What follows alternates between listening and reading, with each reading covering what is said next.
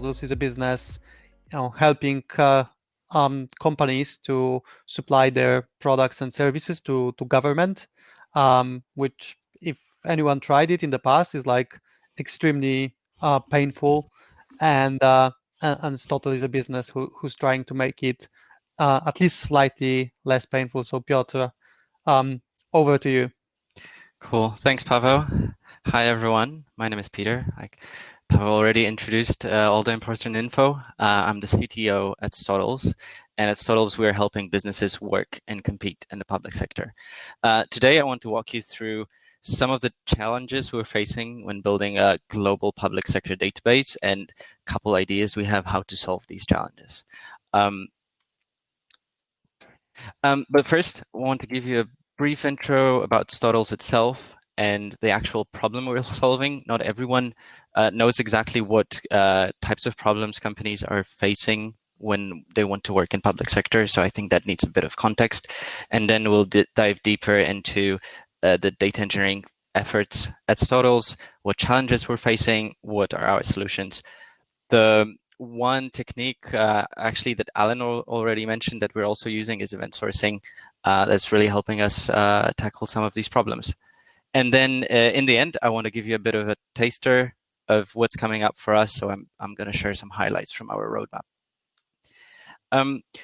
So our goal at Stotles is to help businesses and governments work better together. We realized that it's such a massive market. So here I have $9 trillion globally spent in the public sector. It's more than 10% of GDP in the UK.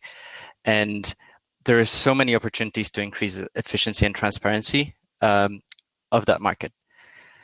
Our goal is to be one-stop shop for any businesses that want to get into public sector or already are into public sector, where they can get all the information and services they need. Just a little bit about the team. We're very early stage. It was just the 3 founders a year ago. I joined almost exactly a year ago, but it's 9 of us right now, and we're still growing. We recently closed the seed round. It was super exciting for us. The announcement is coming soon, but the investors we're working with were early investors in Dropbox, Uber, Oculus. And we also have super exciting customers that we're helping them to get into public sector. Some of the big names that work with us are UiPath, Slack, Freshworks. All of that and much more about the company, a bit of a story, our mission and values is at about.stotles.com. So I encourage you to check that out. Just the team at a glance as it is today.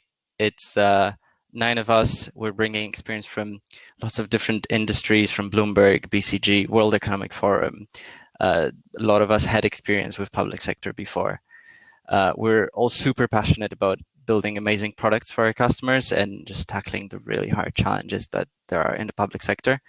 What excites me the most is that we'll keep growing and growing and growing. So this list will just become longer and longer with time. But before we go into the actual tech,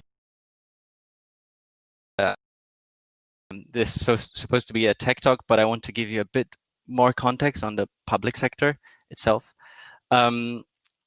I wanted to just introduce a couple of terms that I'll be using. What we call a procurement process starts with a buyer, which is usually a government entity, requiring some service or goods. They publish a tender in various ways. Companies, which we call suppliers, these are the private companies, then compete to win that work. So they send their bids. There is a process, there are some criteria based on which the buyer is choosing the right supplier. Some of this information is public. By law, buyers have to publish this. To compete in that market, private companies need relevant and timely data on what's available. Unfortunately, that's really hard to get. Each buyer might have a different website where they publish their data. The overall data is very, very low quality. So our customers basically have to figure out how to find the things they're interested in, then look at tens of different portals, web portals every day. It's really hard for them to find really valuable information, they constantly fear they're missing out on something, and their competitors might know about some tendering work they don't know about. What we realized is that if we aggregate this data, unify it, and provide actionable insights to our users, and basically change the way they access this data from a pool model, well, they have to go in and search for this data, we can push the right relevant information to them. That would be very valuable for them. The other thing we're doing is incorporating data sources they don't even know might be useful, like past spending of government entities or news articles. And all of that is available through an amazing product they will love. So government, in general, public sector tools are not the best tools available. They're very enterprisey tools, very legacy. So we want to build something they would really love to use every day. Because of all of this, working with data is really the core of what we do. Our goal is to build a comprehensive global database of public sector information. That database would consist of all the information about current tenders, awards, like I said, news articles, past government spending, and it would also contain all the buyers, the government entities, and all the private companies that work in that sector. The way I think about it is basically a graph of all those institutions and private companies connected through who does work with whom, who is awarded a contract, maybe which company is a competitor of another company, or which company partnered in the past or subcontracted for another company. The questions our customers want answers to is from the simple ones, what should I bid on today, to really complex ones like who are my competitors working with currently, and when those contracts expire and need a renewal, could I get in there and win those win this work. But that task is really not an easy one. Like I said, buyers have to publish some of that data, but it really varies, and the quality also varies based on the buyer. We realize there are a couple hundreds of data sources just in the UK, and we want to do this globally. Each of these data sources has their slightly different way to structure the data, even though it's in essence the same process. And almost all of this is typed in by humans. It's not even going through some what you could imagine like a nice database, nice tool. Is basically lots of forms that are just typed in, or often typed in from a paper form. So the typos and mistakes are everywhere. I found this small sample of so many ways. So this is what we get before we process that data. So many ways to spell one government institutions here in the UK, even just making a typo in Her Majesty's part. But this is what we're helping our customers with. And like I said before, I'm gonna dive slightly deeper into one aspect of what we're doing. The challenge that we have is we have all these different ways to represent that data, from very simple, like 2 fields data sources where it's just the title and maybe who's buying it, to very, very rich, detailed descriptions of the whole process. We want to maintain that rich source data, but also be able to transform it into representation that works in the web app, representation that is really good for searching, representation that is really good for doing machine learning. What we realized is that, in essence, we're modeling a well-defined real-world process. It's the procurement process. To be honest, it's pretty similar in all the places all the countries we've researched, and in some way it's similar.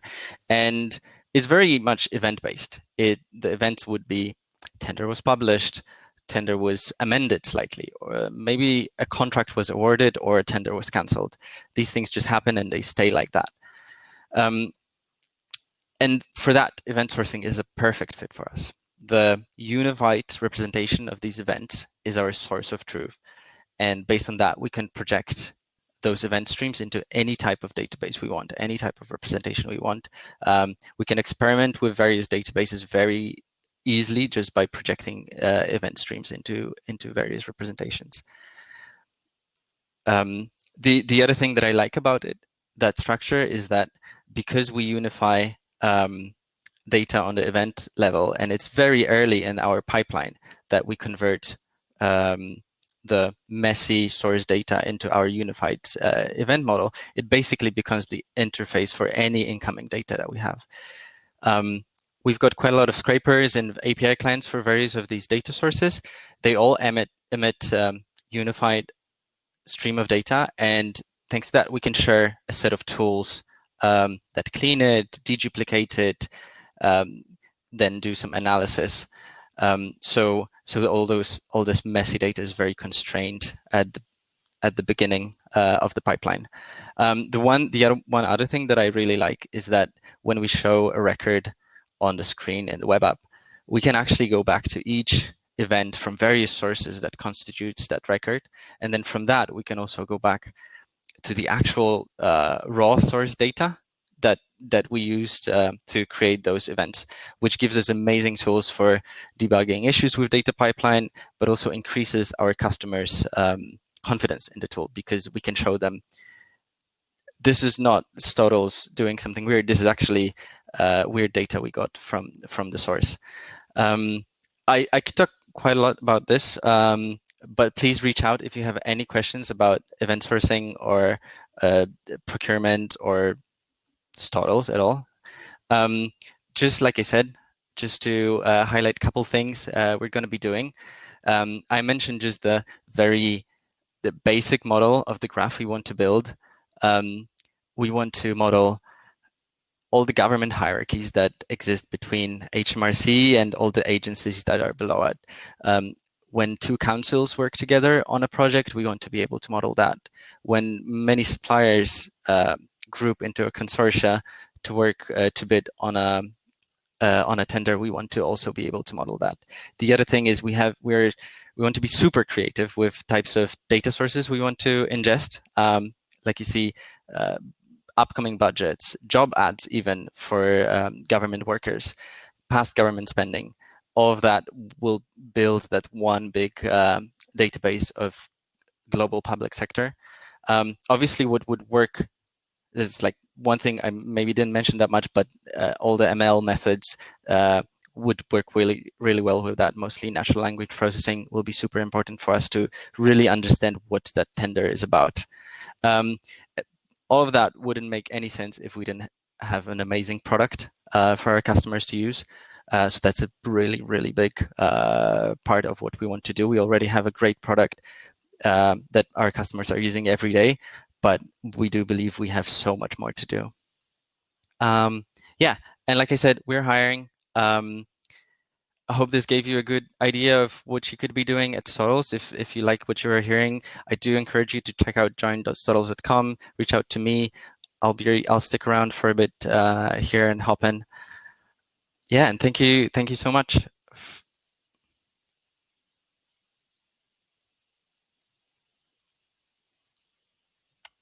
Hello again.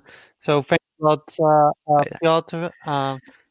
This technologically interesting experience of getting to the stage and off the stage.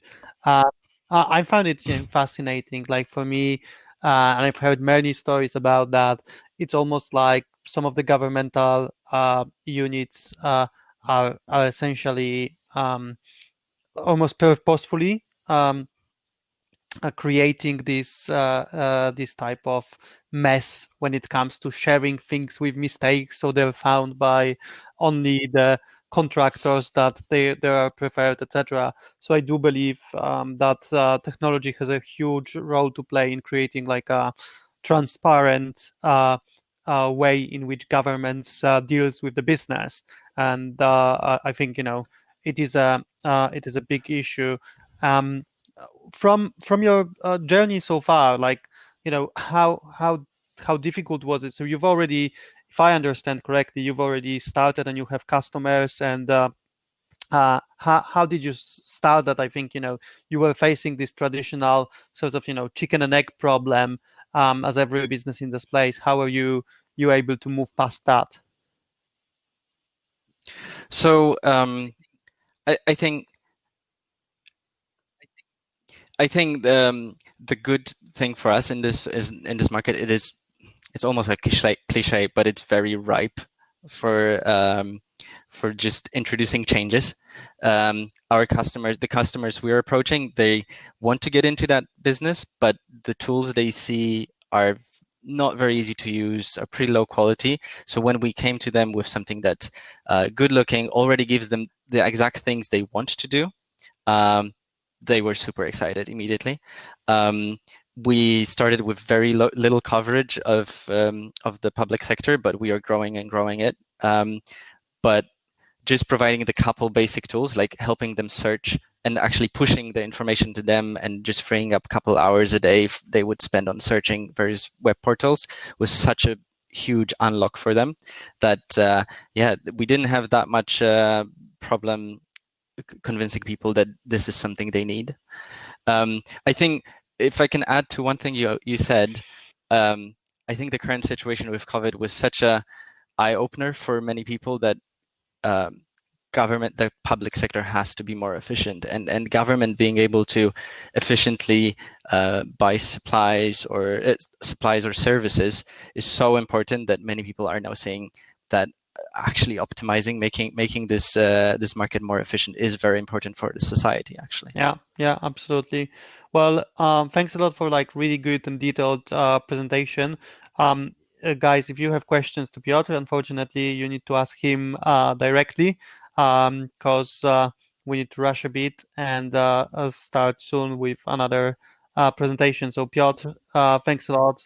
Great Great. presentation. Thanks so much. Cheers. Cheers.